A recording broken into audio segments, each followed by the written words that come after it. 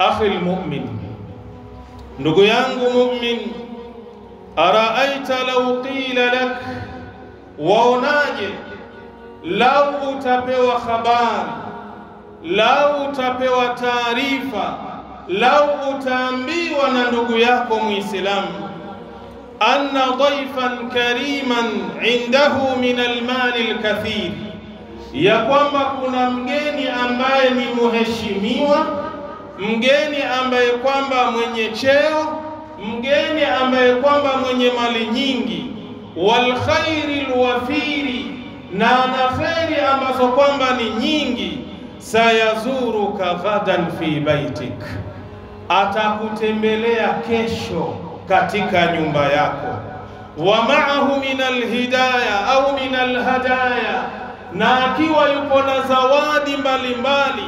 Fakaifa yakunu isti'daduka anta wa ahlu baitika lihadha dhaif, vipi yatakuwa mapokezi yako wewe mwenye nyumba na mapokezi ya wale watu ambao wako katika nyumba yako, wakati umeambiwa kuna mgeni, mtu mzito, muheshimiwa anakuja kuwatembelea katika nyumba yenu?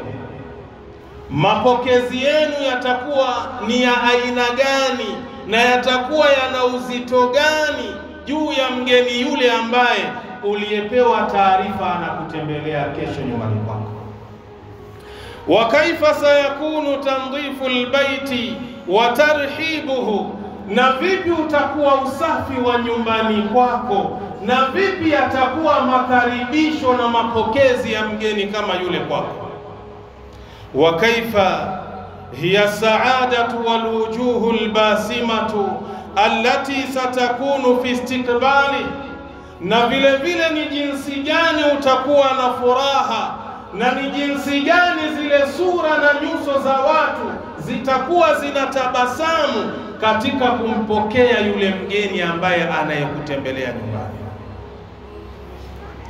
Walana akhbiruni an dhaifin arsalahu Allahu ila ibadihi almu'minin, na sasa mnipe habari ni jinsi gani watu wanatakiwa kuwa na maandalizi, ni jinsi gani watu wanatakiwa wawe na hamu na muhamko fulani ambao kwamba watakuwa nao katika kumpokea mgeni ambaye ametumwa na Allah subhanahu wa ta'ala kwa viumbe vyake na kwa waja wake. Fihi falahu dini wa dunia, mgeni huyo wa Allah ambaye anayetutembelea, anayekuja, ndani yake kuna kufaulu katika dini yetu na kufaulu katika hii dunia yetu. Wayati wa ma'ahu ahsanul busharati, anakuja mgeni huyo akiwa na mambo mazuri zaidi, akiwa na bishara njema zaidi kwa Waislamu.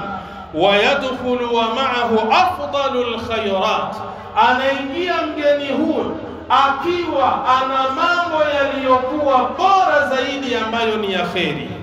Kaifa sayakunu istiqbaluna lihadha dhaifi thamin, vipi anatakiwa yawe mapokezi yetu kwa huyu mgeni ambaye kwamba atakuwa ni mwenye thamani, mwenye cheo cha juu, mwenye hadhi kubwa amama Allah subhanahu wa ta'ala, wa huwa Ramadhanu, na mgeni mwenyewe akiwa ni mwezi mtukufu wa Ramadhani.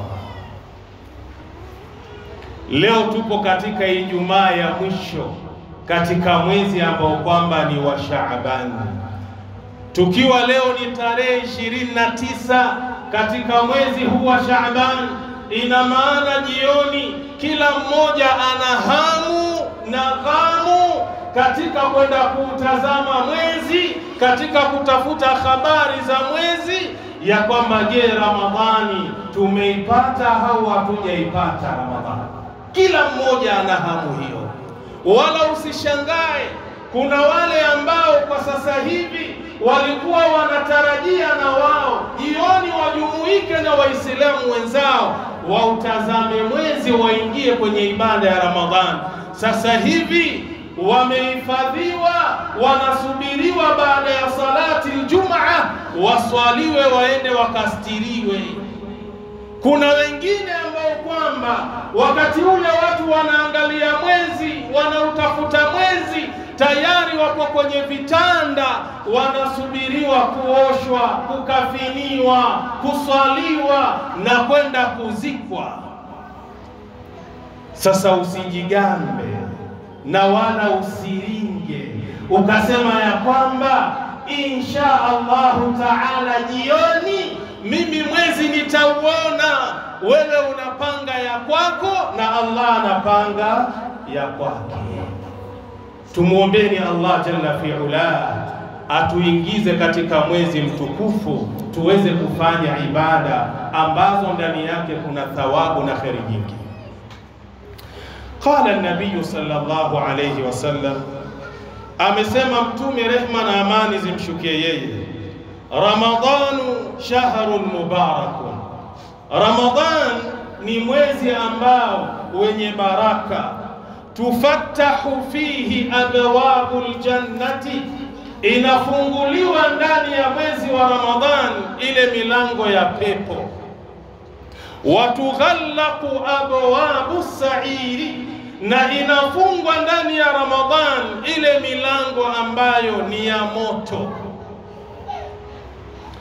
Watusaffadu fihi shayatinu, na wanafungwa ndani ya Ramadhan wale ambao kwamba ni mashayatin.